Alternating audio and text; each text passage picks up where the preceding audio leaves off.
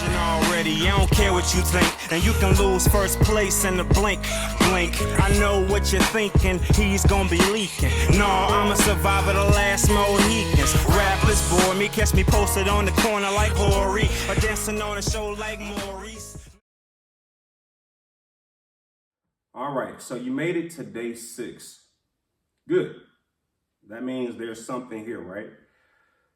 For step 6, I think that it's important that you find out if you're more of a day trader or a long trader.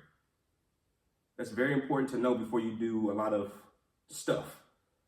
Figure out your identity. For myself, I'm a bit of a mixture between a day trader and a swing trader. In fact, I have my own name for what I am, and I'll share that down the line. But figure out what you are: day trader, swing trader, long trader, mutual fund person. What are you? Understand your identity, and that will, in my opinion, help you be more successful. Yeah.